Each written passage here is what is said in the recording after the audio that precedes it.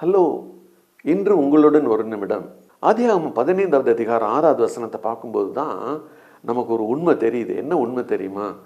ஆபிரகாமுடைய விசுவாசம் குறைவுள்ளது, பலவீனமானது. ஆனால் தேவன் அவனோடு பேசும்போதும், தேவன் அவனுக்கு வாக்குத்தத்தத்தை எல்லாம் கொடுக்கும்போதும், தேவன் அவனை அழைத்து சென்று வெளியே கூட்டு போய் காட்சிகளை காண்பித்து பேசும்போதும் அவனுடைய விசுவாசம் உறுதிப்படுகிறது.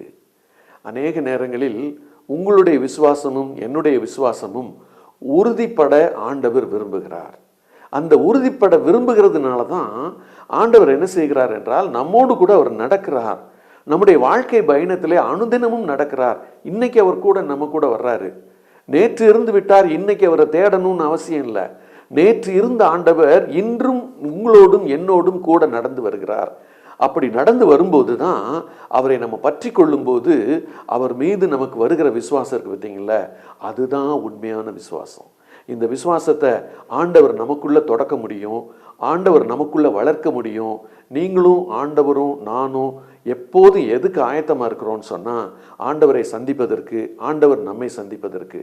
இந்த உறவு நீடிக்கும் போது விசுவாசம் வளர்ந்து கொண்டே இருக்கும்.